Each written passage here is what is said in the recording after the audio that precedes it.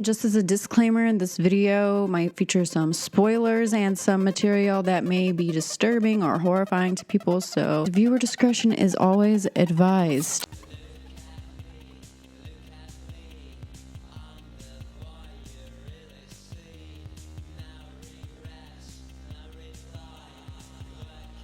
The decadence, the indulgence, the pulp, the blood.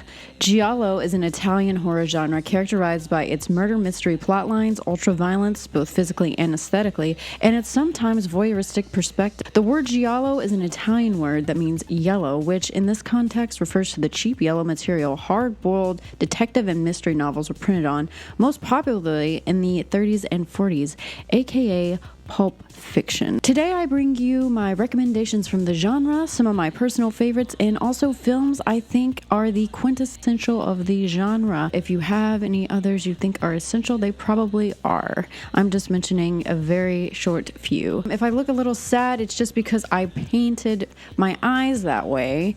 Didn't intend that to be the result, but as you can see, we're just painting the depression on at this point.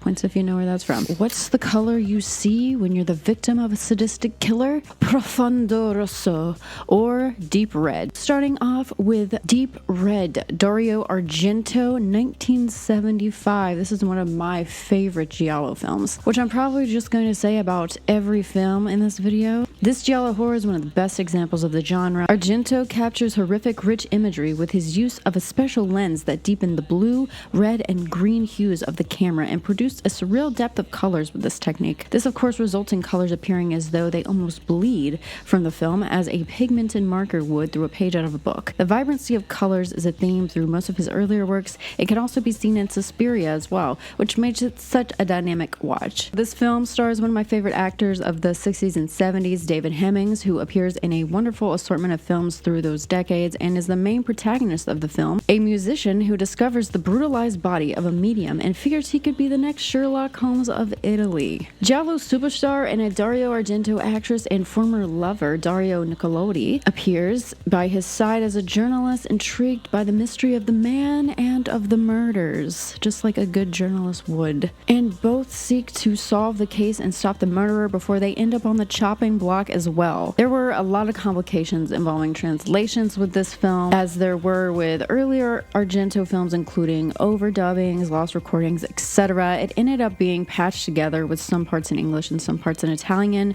due to some scenes having to be cut for other issues, but thank the Giallo gods for giving us modern production to put it all back together. And it's now available to watch in one or both languages if that's how you want to do it. Fun fact, I once tried to show my parents this film, and well, I ended up getting a copy of the patchwork film version, and so some scenes were in English and others were in Italian, and it went in and out. And yeah, two things I learned that day: one, don't trust the internet; two, my parents don't like Giallo like I do, so bummer. So speaking of production, let's talk about the soundtrack. Both Deep Red and Suspiria feature soundtracks by the band Goblin, and they are incredible. The soundtrack adds to both films in helping deliver blood-pumping, thrilling anticipation and deepens the suspense. Overall, Deep Red is an essential Giallo film, and it's worth a 1,000-time watch.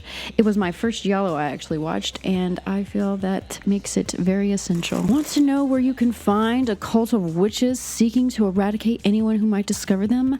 Ballet School. Moving on to Suspiria. This is another Dario Argento film released in 1977. In this Argento Giallo film, we follow Susie, a dancer who travels to Germany to attend a ballet school and soon discovers that this may not be the safest place to practice her pirouettes. As stated previously with Deep Red, the film is a visual masterpiece and a work of art. Elements within the film, such as doorknobs, furniture, and other objects, seem exaggerated or slightly higher, and this was done intentionally because Argento originally wanted this film to feature child actors. However, production did not like that idea because apparently child actors are difficult to work with. Who would have thought? This effect creates another level of surreal quality to his film, and speaking of surreal quality, the ending sequence of the film is supposedly based off a dream Dario Nicolodi, an actress who helped to write the screenplay and who also starred alongside David Hemmings in Deep Red, had while she was in Los Angeles. The story is also influenced by various fairy tales and the occult, but was mainly adapted from Thomas de Quincey's Suspiria de Profundis. People might be more familiar with his work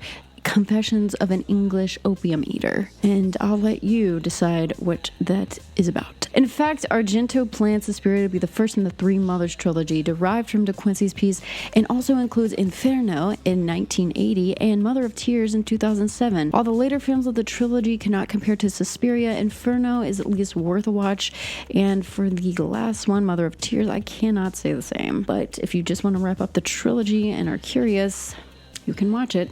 Suspiria is one of the best accomplishments from Argento and Giallo, and definitely is an essential watch.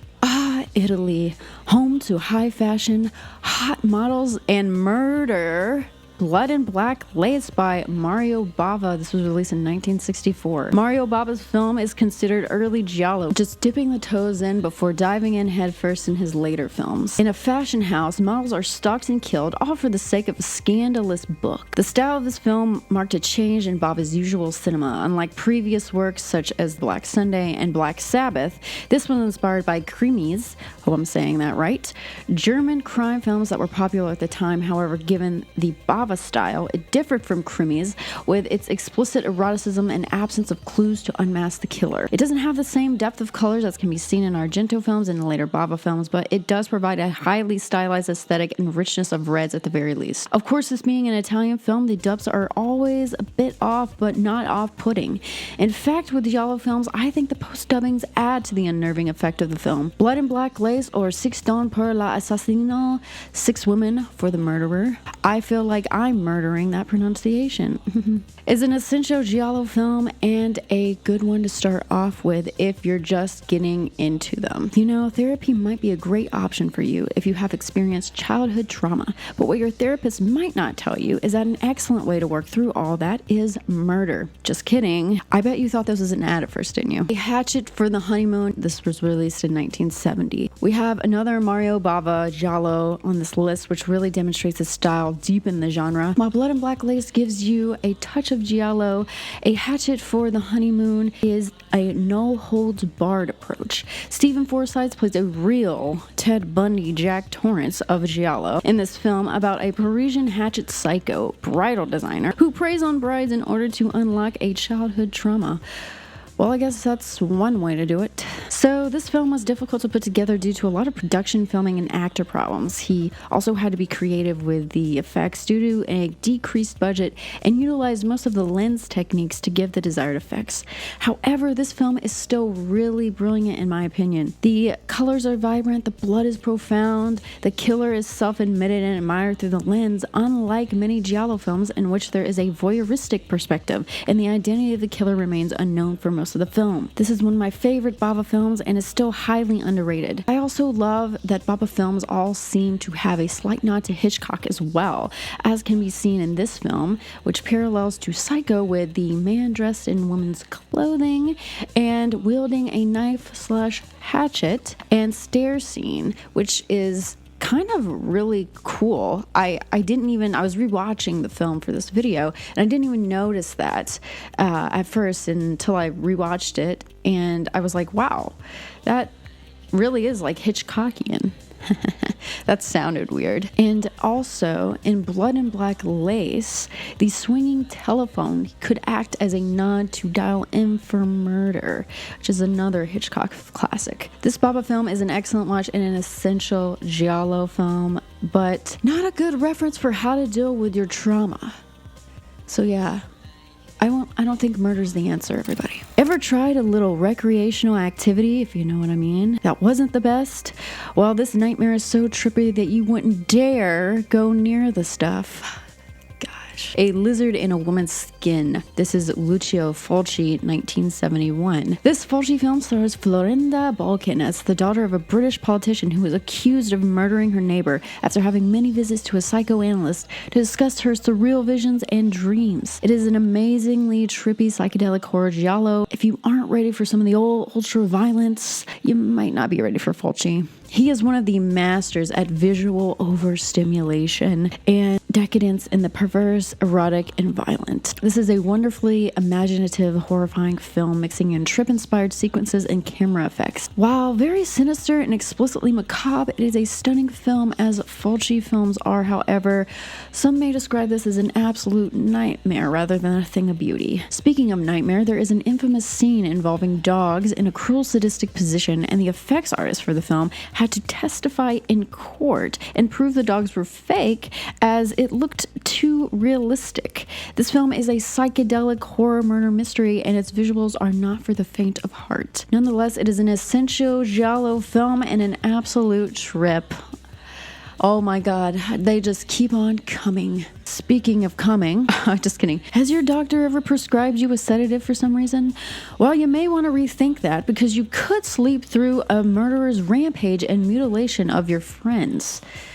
And that's just not being a good friend. Torso, Sergio Martino, 1973. Torso focuses on a friend group of 4 women, including the incredible Tina Amont, who find themselves targeted by a silk-wielding killer looking to fulfill his misogynistic kicks. They should have put that in the clue game. Killed in the kitchen with the silks. That's a stunningly fabulous way to go. Martino is known for his ultra-erotic films and his slasher style, often being cited as one of the pioneers of slasher horror. While Torso is a more skin and slay sort of film, it still maintains its entertaining charm with wide tracking shots, aesthetically appealing locale, and its haunting soundtrack provided by Guido and Maurizio De Angelis. An essential Giallo watch from a great director of the genre. And be warned, these films are very brutal, and Torso is probably one of the most brutal. Who wants to end up like their dad? If you're in a Ercole film, you definitely don't want to, and you also definitely wouldn't be caught dead wearing colored contacts. And now we move on to our final Giallo out of this list. Death Walks on High Heels, Luciano Ercole, 1971. This Giallo flick features Italian cinema superstar Neves Navarro, or Susan Scott, playing an artistic stripper named Nicole who is stalked by an unknown killer threatening her in lieu of some diamonds. While the story is very complicated and across the board with character connections, it is still a thrilling Giallo and features some great shots as well as costuming and design. The overdubbing is kind of a shit show and horrendous, but makes it unintentionally humorous. Not to mention the overdubbing for the masked blue-eyed stalker slash killer makes it seem like it was influenced in part by Malcolm McDowell. Maybe they set the dial on the voice changer to Malcolm McDowell. Unlike many Gialli, this film keeps the protagonist to be killed alive for quite some time, so much so that you start to think that our girl might actually get out alive, or is at least in it for the long run. Which makes it an interesting turn of events when she succumbs to the murder nearly halfway through the film. Sorry for the spoilers, I warned you in the beginning. This film features many red herrings, enough to drive you insane, attempting mental gymnastics sorting out whodunit. However, I still feel this film is a standout in Giallo due to its shots, interesting directions and indirections, a diabolical confession, and its unintentionally hilarious happy-go-lucky ending. They just really showed you all the murders and wrapped it up in an inspiring, uplifting ending. Friendship is magic, and this Ercole film ends on an ironic high note, setting it apart from many other Gialli, which I feel makes it an essential Giallo film. With blood splatter and gore amok, only you can prevent you and your friends from falling victim to an unknown masked craze killer. Just don't go traveling off to ballet school or take any prescribed sedatives or unprescribed alike, and definitely don't go purchasing any bridal gowns or try to play vigilante detective in your off time, or you might just end up in a pool of deep red. Stay safe, and I'll see you in the next video, guys. Bye.